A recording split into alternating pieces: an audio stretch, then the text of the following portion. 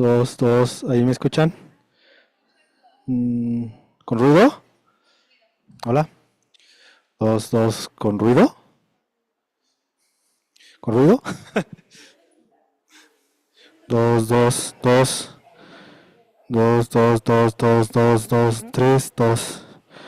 Dos, dos, dos, dos, dos, dos. Dos, dos. ¿Con ruido?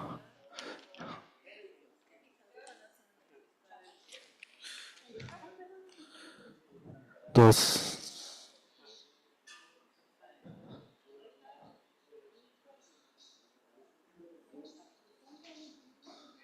Es que está don buen, todavía sigo hablando. Y ya no estoy allá.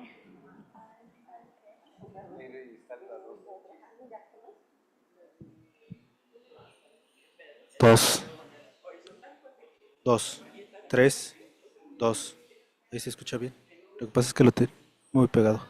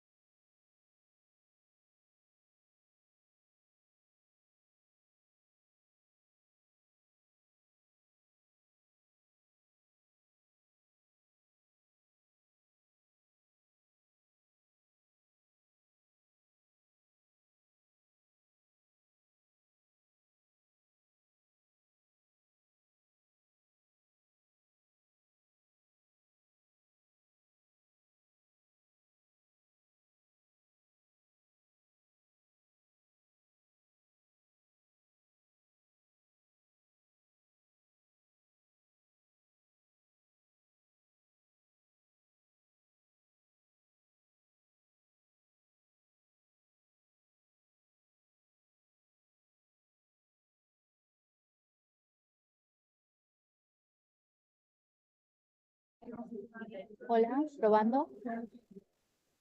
Hola, hola, probando. Buenos días. Primera llamada, primera llamada. Buenos días. Hola, hola. ¿No?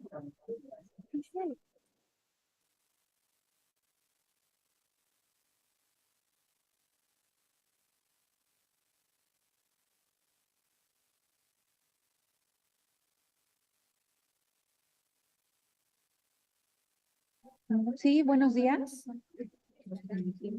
No. Bueno, bueno, bueno. Sí, no se escucha nada. No me escucho yo mismo. ¿El link de ayer es el mismo de hoy?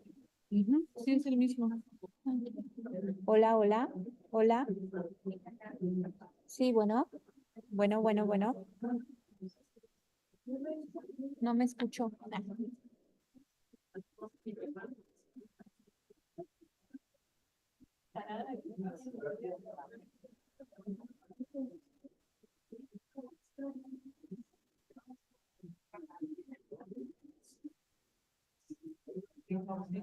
Pero tú estás.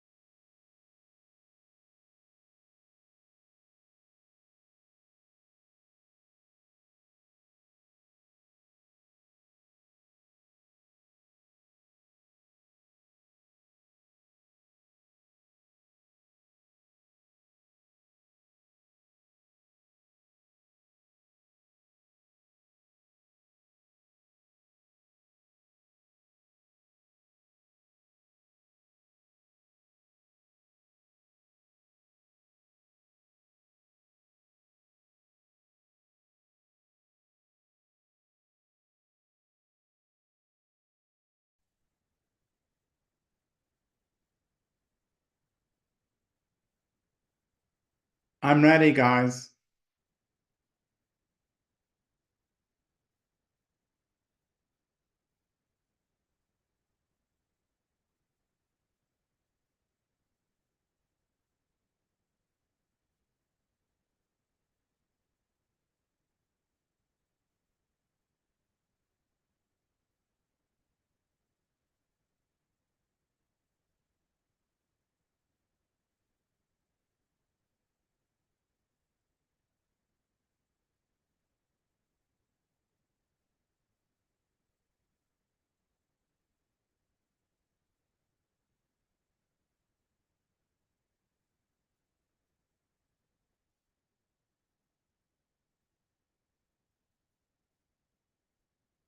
Hello?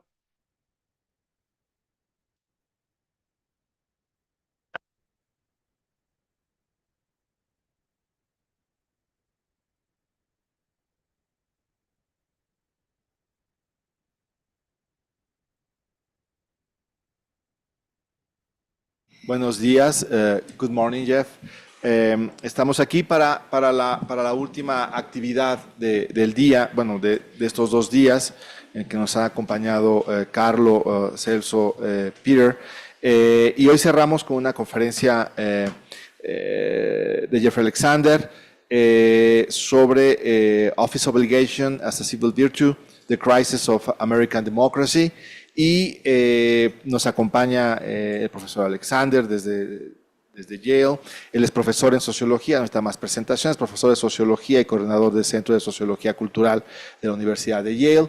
Y iniciaremos con esta conferencia. El día de hoy, Ámbar, muy amablemente, que se encuentra aquí, ya la conocen, ayer estuvo comentando el trabajo de Jeff, nos va a hacer el favor de, si tienen ustedes alguna pregunta, alguna cuestión, en algún comentario en español, nos lo pueden hacer llegar y Ámbar muy amablemente nos va a ayudar con la traducción. Entonces, para que vayan tomando nota, se vayan animando y podamos tener un intercambio interesante con Alexander. Sin más, doy la palabra a Jeff Alexander. Jeff, the floor is yours, please. Thank you, Nelson. This might take about 22 minutes. We'll see. On January 6th, 2021, thousands of embittered and enraged supporters of President Donald Trump, many of them armed, marched to the US Capitol, breaching the police perimeter and storming the iconic building. Is there a problem? No.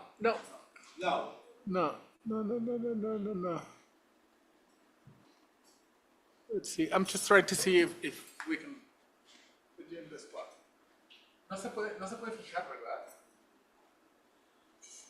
Como para que el profe Alexander lo...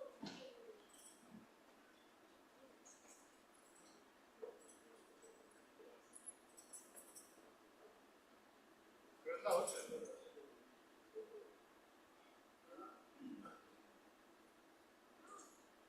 Yes. Listo. Perfect. Well, I'm looking at myself, but I'll change that.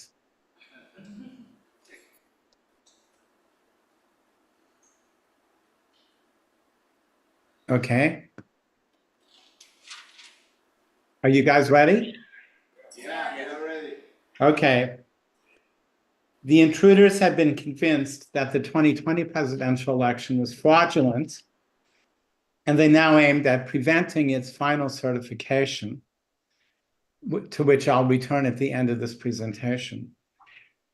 The display of unbridled aggression and violence shocked the collective consciousness of the American civil sphere, and probably more than just the civil sphere here.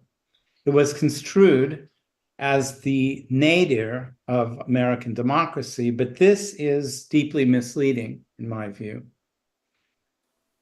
The usurpers are desecrated, venerated material things, but they did not destroy the civil ideals that these iconic structures symbolized. Indeed, it was the very resilience of these ideals and the institutions that they sustained that actually triggered the violent spasm. By January 6th, Trump's months-long campaign to overturn the presidential elections had failed. Over the 61 days between the election on November 3rd and the assault on January 6th, the institutions of an energized civil sphere had actually mobilized to fend off the grasping lunge of an anti-democratic demagogue, allowing a political figure, Joe Biden, closely aligned with the ideals of the civil sphere to take his place. Before laying out some of the empirics for this claim, I'll briefly present the theoretical framework that informs them. Campaigns for votes play on fragmentation and intensify polarization. They become stages for extraordinary performances of the sacred civil virtue of one's own party and the repressive and polluted qualities of the others. Each side in this civil morality play appeals to the same generalized discourse. On election day, the curtain falls and the citizen audience expresses their final judgment about the felicity of each side's performance of civic ideals, and the outcome of the election then becomes the law of the land. Voting has the effect of transforming partisan division into a collective representation of the civil sphere as a whole. Quote, the people have spoken.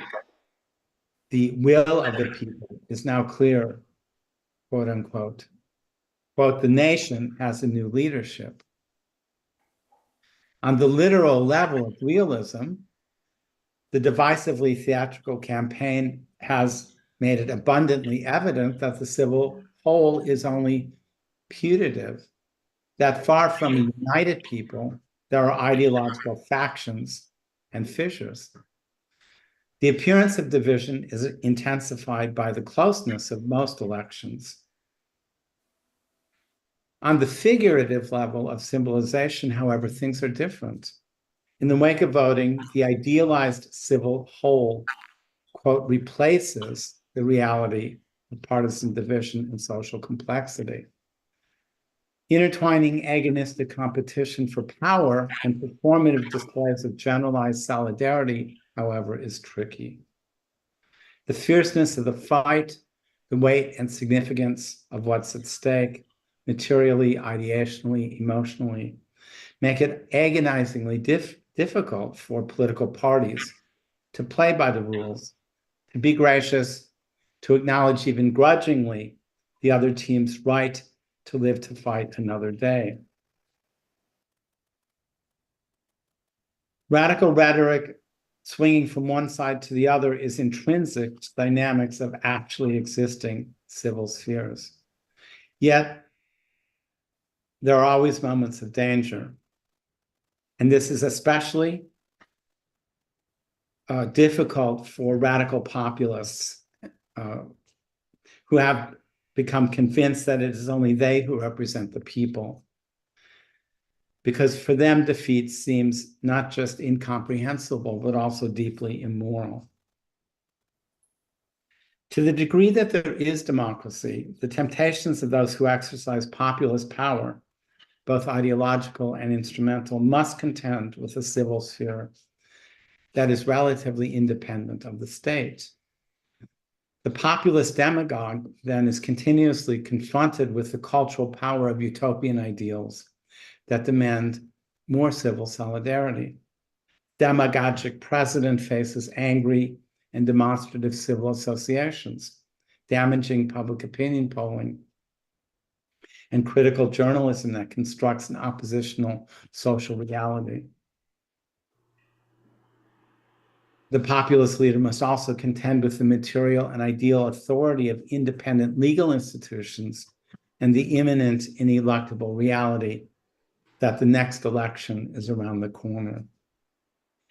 At the heart of both elections and legal institutions is a third regulative institution, the institution of office. In a democratic society, officials are expected to wield power not only vertically on behalf of the executive, but also on behalf of the civil sphere. Office allows the normative expectations of the civil sphere to reach into and regulate the state. When they take up their positions, public officials in democratic societies are required to publicly perform heartfelt oaths to legal norms and the civil sphere that sustains these norms. Such oaths are not legally binding, but they are symbolically sacred. There is a religious quality to the ritual of oath-taking. For example, here's the oath taken by every member of the United States Congress. I do solemnly swear that I will support and defend the Constitution of the United States against all enemies, foreign and domestic, that I will bear true faith and allegiance to the same, that I take this obligation freely, without any mental reservation or purpose of evasion, that I will well and faithfully discharge the duties of the office on which I am about to enter, so help me God. When scandals break out, it is not because power holders have failed to competently perform their bureaucratic tasks, a la Max Weber's theory of bureaucracy, but rather because they are accused of having, quote, violated their oath of office. In doing so, they have not only committed a legal crime, but they have become morally degraded, condemned as polluting a sacred order, always the secular civic one, and sometimes also the divine. Office is central to the institution of elections. Of course, voting is a complex bureaucratic and technical process, but it's also a process that depends on faithful obligations to the civil sphere.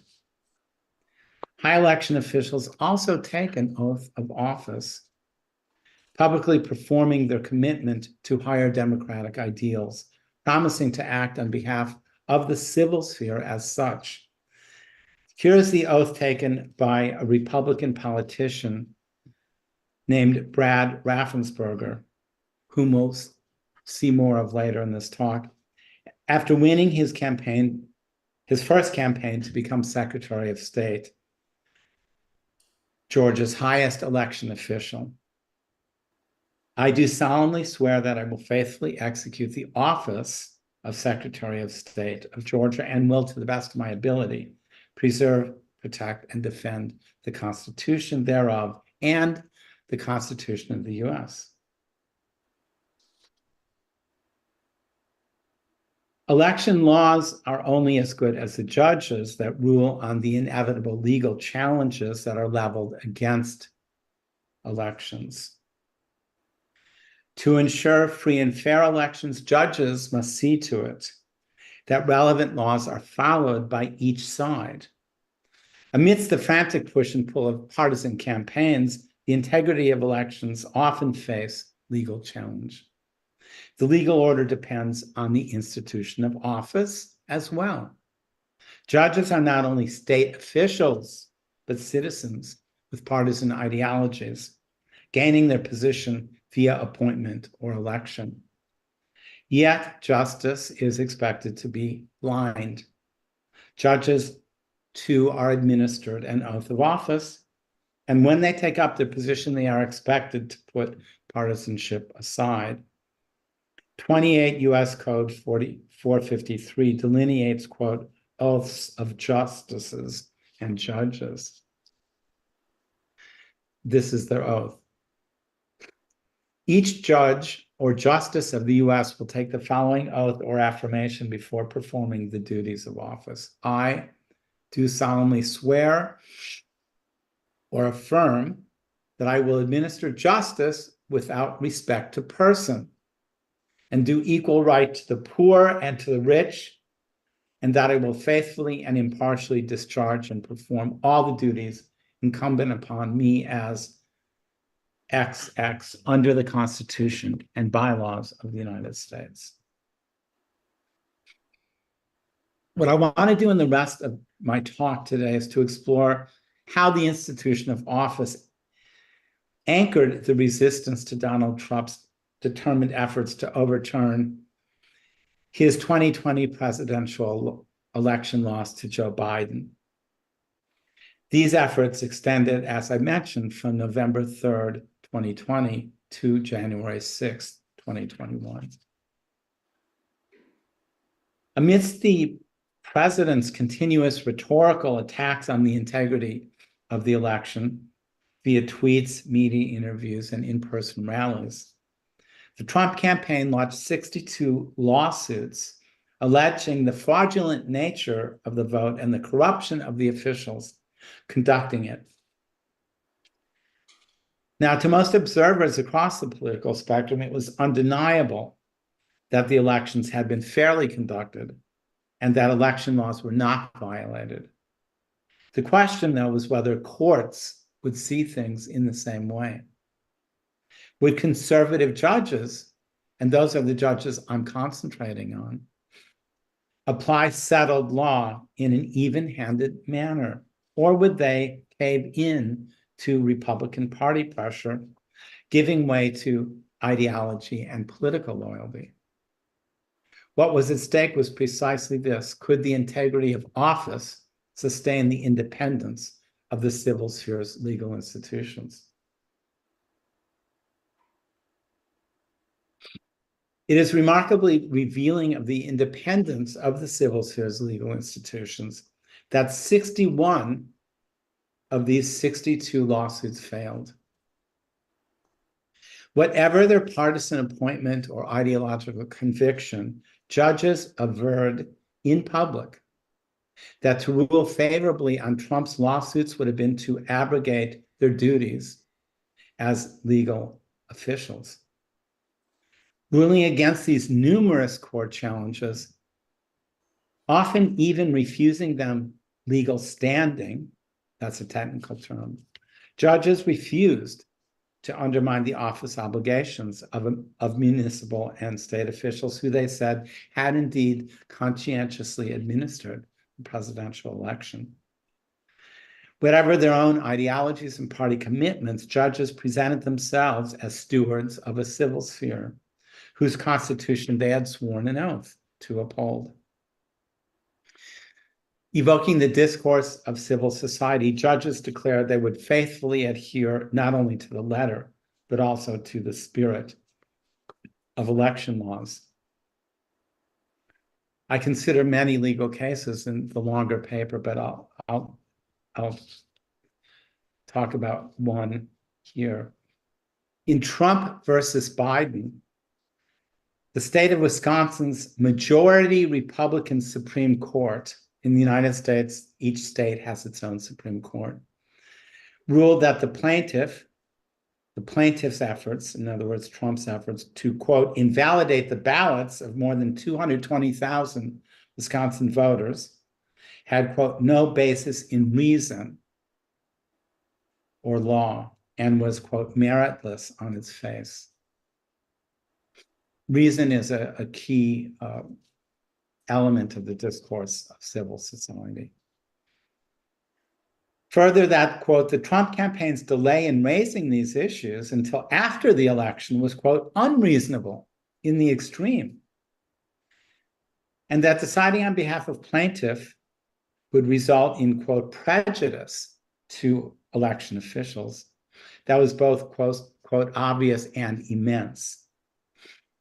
At stake, the court declared, were the principles upon which the civil sphere was based. Quote, to strike the ballots would violate every notion of equity that undergirds,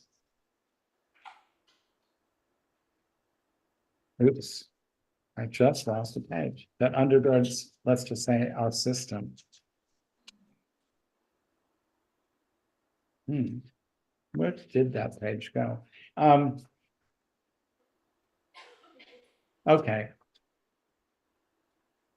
Not important. You get the point. It's important to know, though, that was a conservative Republican court, one that had ruled against many liberal, left-wing, and progressive issues in the state of Wisconsin. Now, some of these cases were appealed all the way up to the Republican-dominated U.S. Supreme Court.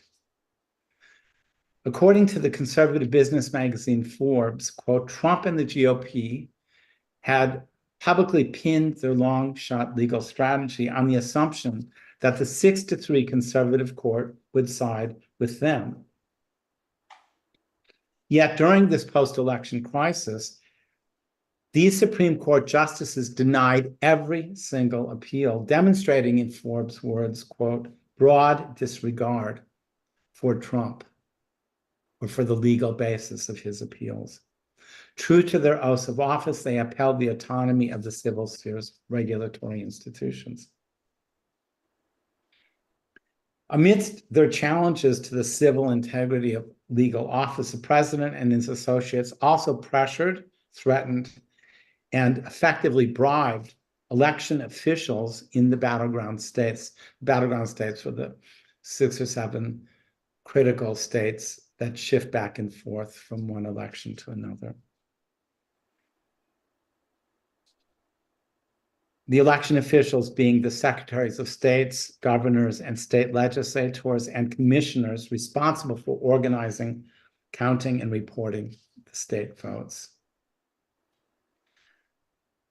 The president and his associates phoned, texted, and Zoomed with 300 of these state officials, inviting small groups of them to come to Washington to meet personally with the president in the White House.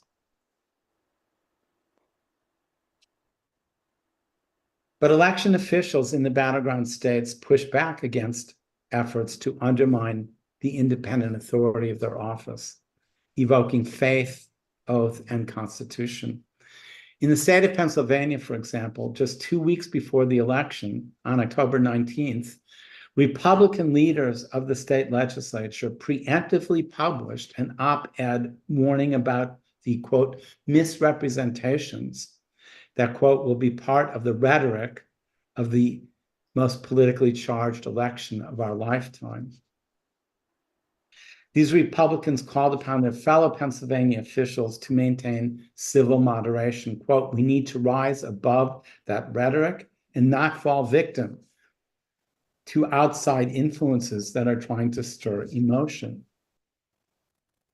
Only in this manner would state officials, they argued, be able to sustain their oaths of office. Quote, the General Assembly of Pennsylvania has a sworn duty to follow the Constitution and the election code, which does not involve the legislature in the process of choosing electors, which is what Trump had and would be asking them to do. Now consider briefly Arizona, another Republican-dominated battleground state. Indignantly responding to a late November phone call from President Trump and Rudy Giuliani, his the ex-mayor of New York City was Trump's right-hand man. Arizona's Republican House Speaker, meaning the leader of the elected state legislature in Arizona, who was a lifelong and dedicated conservative, he declared, quote, you're asking me to do something against my oath, and I will not break my oath. Explaining, quote, it is a tenet of my faith that the Constitution is divinely inspired. The official added, quote, so for me to do that, because somebody just asked me to, that's foreign to my very being. I will not do that. In the paper from which I'm drawing for this talk, I discuss what I call 3 civil icons who crystallized the American nation's civil consciousness in that post-election period and after. I began with the courageous stand of the person we met earlier, Georgia's Secretary of State, Brad Raffensperger, which exploded into public consciousness just days before January 6th. Raffensperger was what we call a God-fearing, conservative small business owner from a small town in a southern state. You can't get more conservative than that. He was subject to a Trumpian torrent of offensive, in his words, vituperation after he officially certified Biden's victory in late November, as he was called on to do. During his pressurizing campaign, Trump had sent his own chief of staff to personally lobby Raffensperger in Georgia, and the president himself engaged in 18 futile attempts to telephone Raffensperger himself. On January 2nd, 2021, Raffensperger finally answered the phone, but only after he had arranged secretly for the call to be recorded. Over the course of a rambling back and forth conversation, President Trump demanded that the Georgia Secretary of State find a way to change the vote. This is Trump. It's a disaster. It's a disaster. Look, here's the problem. You've taken a state that's a Republican state, and you've made it almost impossible for a Republican to win. You're letting it happen. So look, all I want to do is this. I just want to find 11,780 votes. I have to find those votes. Look, ultimately, I win, okay? In his memoir, Integrity Counts, Raffensperger described his inner thoughts and feelings as this hour-long conversation unfolded. For him, what was at stake was general principle, not just the facts of Georgia's vote count, but in Raffensperger's words, the nation's, quote, civic culture. Trump had, quote, challenged the integrity of America's core democratic institutions, Raffensperger wrote, and he simply refused to accede to this. Quote, I am the duly elected Secretary of State. One of my duties involves helping to run elections for all Georgia voters. I have taken that oath, and I will execute that duty, and I will follow Georgia law. After Trump's failure to force judges and electoral officials into submission, his only path to victory was to persuade Vice President Mike Pence not to certify electors in the final round of the immensely complex and pretty stupid electoral process in the United States. Congress was to meet on January 6th to witness the Vice President Pence certifying the vote of the Electoral College. The Electoral College is an antiquated representative group that records the votes.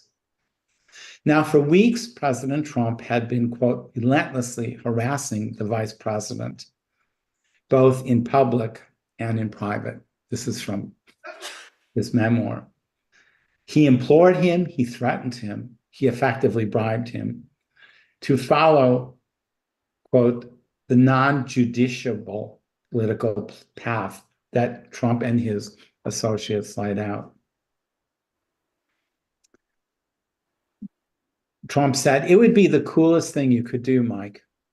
Otherwise, you're just another rhino, which is an acronym for Republican in name only. You play a big role, Trump said. Hey, if it gives you the power, why would you oppose it? You're too honest, Mike. Hundreds of thousands are going to hate your guts, and people are going to think you're stupid. You can be a historical figure, but if you wimp out, you're just another somebody. Now, Pence fully realized that if he did carry out the duties of his office, he would be legitimating an electoral vote that would have the effect of taking away his power, ejecting him from his position atop the American stage. Yet against his material self-interest, Pence felt weighed down by the ideal interests of an official whose sworn duty was to uphold the civil sphere. Here's what Pence wrote in his own memoir, So Help Me God. Quote, my first loyalty was to the Constitution of the US. I had taken an oath here at the Capitol nearly 4 years ago to support and defend the Constitution, which ended with a prayer, so help me God. This morning, I told the president one final time that I believed my oath required me to preside over this joint session of Congress and to certify the results of the 2020 election, the election that we had lost.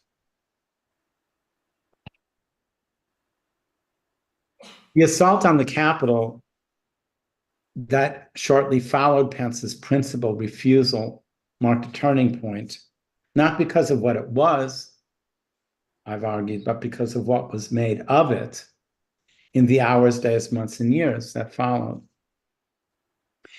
It functioned as a punctum in Roland Barthes' sense, a wounding, evocative, pricking plot point in a collective narrative about Trump as a dangerous, impulsive, deeply anti-democratic leader, one who would resort to violence if he didn't get his way, a demagogue who had no respect for the rules of the game and for that reason should not be allowed to play it.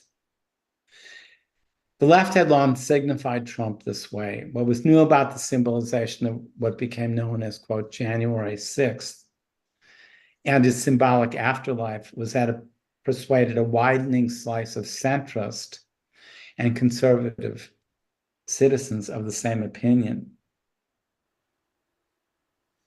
What became known as the January 6th Commission was critical to this process.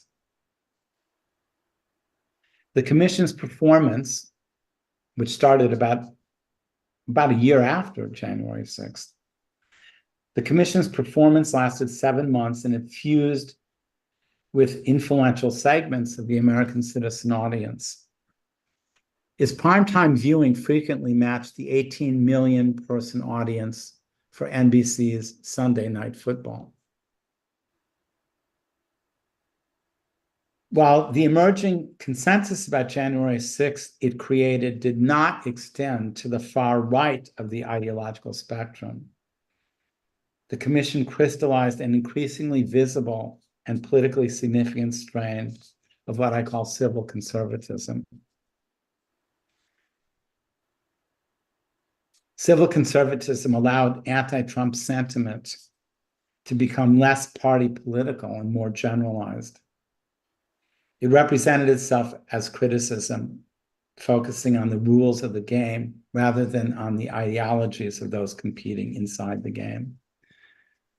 Liz Cheney, the plain-spoken, strikingly somber conservative representative from Wyoming, who was the daughter of the second Bush's vice president, she emerged as the unlikely hero of this civil drama. In November 2022, after the work of the hearings had finished, Cheney would lose her congressional seat to a Trumpian election denier, a defeat that had loomed as a dark imminence throughout the hearings. Like Vice President Raffensperger and Pence before her, Cheney became etched in the collective consciousness as a profile in courage, to use the term of Jack Kennedy's book from the 1950s, an official who sacrificed her political future in defense of the greater good. Quote, our institutions are only strong when those who hold office are faithful to our Constitution, Cheney wrote in her foreword to the January 6th report. Now let me conclude. During the 4 years of Trump's presidency, mainstream communicative institutions of the civil sphere created withering interpretations of Trump as an anti-civil danger. Public opinion shifted against him. Journalists published critical exposés, and civil associations mobilized massive public protests. The civil sphere's regulatory institutions connected these polluting interpretations to sanctions on the ground. Courts blocked Trump's most egregiously anti-civil actions, and in 2018, voters in the civil sphere put a halt to Trump's legislative agenda by returning the House of Representatives to Democratic control. When civil sphere voices spoke again 2 years later in 2020, it was to eject Trump from office. In the face of Trump's determined resistance to defer to this electoral judgment, another regulative institution of the civil sphere, office, stood in the breach.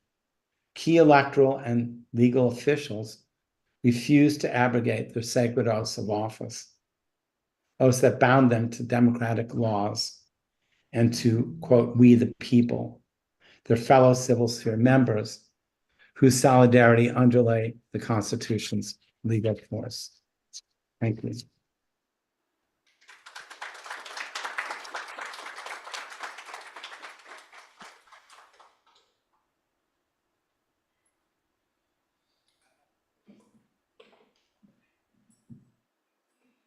Bueno, pues, thank you, Jeff.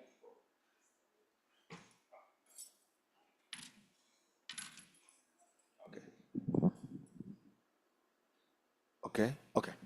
Thank you, Jeff, for your presentation. Si hubiera alguna pregunta o comentario, por favor. No. Okay.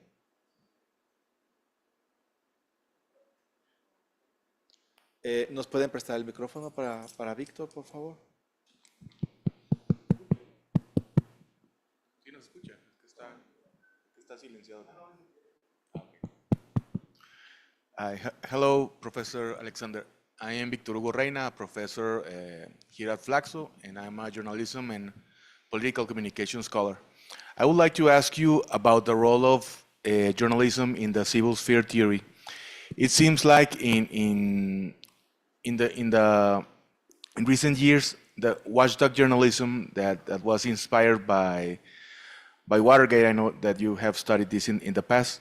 It seems like watchdog journalism is declining in terms of influence, social influence, and that a different kind of journalism is emerging to make sense of different crises, as the one that you referred in your article, the assault on the Capitol in the United States, or the endless succession of kidnappings and disappearances in Mexico.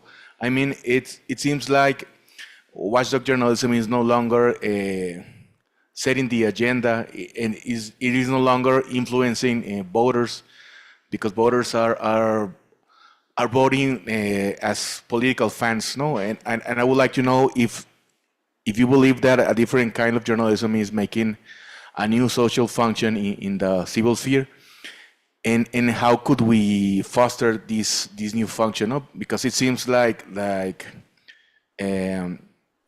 we want the traditional function of journalism, no, the watchdog journalism, and this is not working as it was in the past. No? I would like to have your point on this. Thank you. Thank you, Victor. I mean, that's an important question. Can I answer that now? Can I respond? Yes, please. I think that, I mean, the only thing that's changed really in the United States, hold on, I don't want to be, is that you have on television news, this major channel, Fox, that's emerged over the last 10 or 15 years. And as a result of this, there isn't the same consensus in television journalism as there had been. To me, the news journalism is critically important as an institution, a communicative institution, because it, on the one hand, establishes the ontological sense of reality, which from a cultural sociological perspective is vital. I don't consider it reality, but rather a construction of reality, because there's a million things that happen every day, and journalism picks up, a handful of them.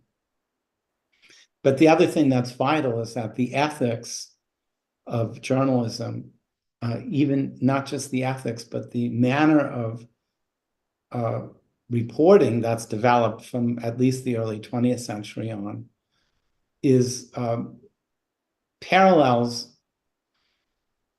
a lot of the discourse of the civil sphere, in terms of, if you quote one side, you have to quote the other. You have to try to find facts, things like that. And I've written a lot in my enormously long career, a lot about journalism from the early 80s on. But anyway, getting to the point that you're making, Victor, in my view, the news journalism in the United States, which is basically in newspapers, is still what you call watchdog journalism. I mean, the front section, the news section, even of the conservative newspaper, the Wall Street Journal, is no different than the news section of the liberal New York Times, or of the Washington Post, or the Los Angeles Times, or the Chicago Tribune, or the Boston Globe. These are professional journalists who move from one newspaper to another. In fact, when Jeff Bezos, the zillionaire founder of Amazon, bought the Washington Post 10 years ago, he installed the former editor-in-chief of the Wall Street Journal, who pioneered the comeback of the Washington Post, and far from being conservative. If you look at the 4 years of Trump, you see that the newspapers were unbelievably critical of Trump. And I don't mean editorial. They continually exposed the things he did. For example, the fact that immigrants were being put in camps, that they were being horrendously treated at the border, was something journalists exposed. They exposed inside scandals, one after another, inside of the White House, et cetera. So, and by the way, if Trump is elected, God forbid, the newspapers will have a field day reporting his actions from a civil sphere point of view. ¿Alguna otra pregunta? ¿Comentario?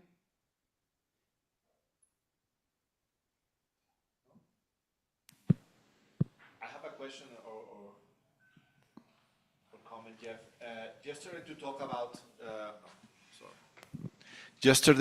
about the erosion or the change in the Republican Party, and the problem that represents the idea that that parties play an authoritarian role in the construction of democracy, or in the erosion of democracy. And now you talk about the office. Can you explain in some way how is the connection now in the United States between this transformation of the Republican Party and the future of the office in different levels in the States?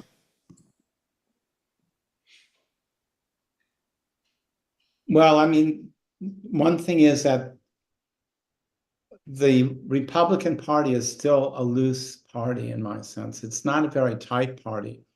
It was tighter before the primary system, as I explained briefly yesterday. But then when the primary system was instituted in the 1970s, the parties really lost control of the ability to choose candidates. I mean, they tried to choose candidates, but it ended up being a minority of activists, of course, of people who want to vote in primaries. But I would say that's a kind of public electoral function. So while the Republican Party is deferential and personalistic and hierarchical today, more than the Democratic Party, it's not a very tight party. And in a way, so, but it's still dangerous. I mean, it hasn't been able to in any way stand up against Trump and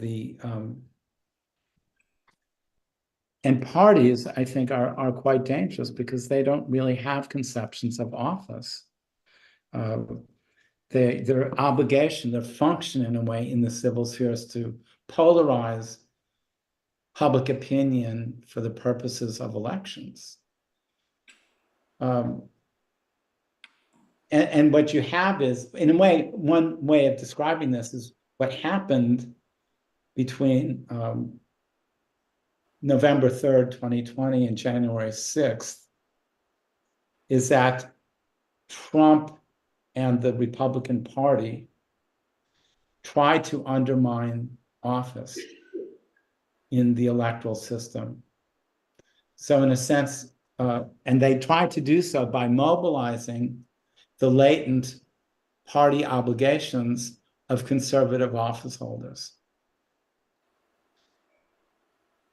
But in fact, those members of those officials who were Republican Party members, including, the 6 conservative justices on the Supreme Court, I mean, the point of what I'm saying is that their office obligations trumped, I shouldn't say that, they dominated their party affiliations. Now, if you have the stronger party you have, the more dangerous it is. And I think it was Peter Kavista's paper yesterday that pointed out that the Heritage Foundation, a right-wing, formerly libertarian think tank, and others have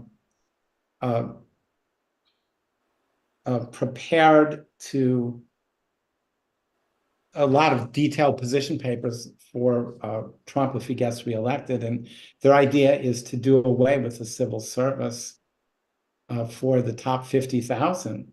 Right now, 5,000 people in the civil service, I believe, can be appointed, let's say, according to party, which already is a lot more than in most European democracies. They will allow 50,000. So what the intention here is to politicize and put under the control of the party and to undermine the authority of office. Thank you. ¿Alguna otra pregunta, por favor? Rodrigo, Ámbar, tú. Hi, Professor Jeff. I have a couple of questions for you from someone in the audience. They want to know, from the civil sphere theory point of view, which would you say is the difference between public sphere and public opinion? And how would you say they perform within the civil sphere, and what implications do they have?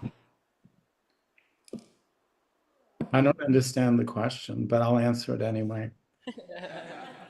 I mean, I don't work much with the idea of the public sphere I think that that is a road that Habermas and Hahnemann went down that road, and it's theoretically it's not a very persuasive concept because it involves it claims that being in the public, being observable by others, creates a pressure to be truthful. And this comes out of an idealized understanding of the Greek polis, and also it's an attempt to transform a normative theory into an analytic theory. My argument has been from the beginning of my work, when I first wrote a review essay on Habermas's theory, is that the public sphere is a place of performativity. It's not a place of truthfulness, and that so I wouldn't argue about. I wouldn't use the concept of the public sphere. Of course, there is a civil public sphere, but then the teeth of this come from a cultural structure being institutionalized, which is the binary discourse of the civil sphere. That's what gives, that's what pressurizes people to speak in a certain way, not the fact that it's in the public. Now, what we call public opinion, that's a very powerful force. And that is particularly crystallized by public opinion polls. I think that opinion polling is a very remarkable phenomenon because it aggregates through statistical random selection. It aggregates into an impersonal force, individual opinions, and it often confronts people in state power with the fact that they are not popular. I mean, not always, of course. In Mexico, you have a unique situation with a giant, rather authoritarian government that is highly popular. So I'm not sure if that answers. I wasn't sure what the question is, but it gave me a chance to criticize Habermas, so it was worth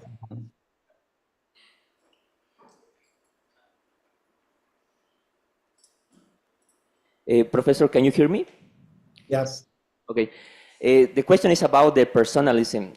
From your perspective, the personalism is completely opposite to the construction of the social sphere, to the civil sphere, and to the civil solidarity, or in some context of crisis, can we think in the possibility of leadership that represents civil values and civil solidarity? I don't think I understood the word you're using. Personalism? Yes. I don't know what personalism means. It's like the leadership and like the leaderships, if the leaderships in some way are good for civil sphere, or in some ways they represent something like a perspective of authoritarianism. And I think that Rodrigo tried to connect your theory with the things that happen in Latin America when leaderships are strong and mobilized in the populist way, right or left, and that this is good for civil institutions and the civil sphere. I mean, I think that civil sphere theory should indeed talk more about the problem or the issue of leadership. And I tried to do that a bit in my party paper, because strong leaders establish parties. Usually, I mean, they're not just people by themselves. They're usually creating powerful parties, like Mussolini was a very, very powerful leader from the time he was, a youth, and he created a party, the Fascist Party. I don't think there's any inherent tension between the civil sphere and personalism or leadership. I mean, you can think of as many. I think that leaders are people who crystallize and become collective representations of public sentiment. Leadership is fundamental to the process of organizing meaning in the civil sphere. So I wouldn't blame, I mean, in the United States, and we've had some very important leaders who have broadened the civil sphere, like Abraham Lincoln, who abolished slavery, or Franklin Roosevelt, who helped to legalize the trade union movement, or Lyndon Johnson, or Barack Obama. Of course, the problem is that, it's a pluralistic society, so leadership, we always complain about leadership when it's coming from the right, and we never complain about it when it's coming from the left. That said, leadership has an inherent dangerous quality, which I tried to point out in terms of group theory. Leadership, and I believe that populism, as it moves towards extremes and moves outside the boundaries of the civil sphere, it almost always develops highly personalistic forms of authoritarianism. I mean, there's never been a dictatorship without an authoritarian leader. I mean, look what Julius Caesar did to Rome. He was a general. Then he comes marching back to Rome, creates a cult of leadership, gets his face put on Roman coins, declares himself a god, an emperor, etc. It's just, I think this process really should be studied. Thanks for asking that. Thank you, Professor.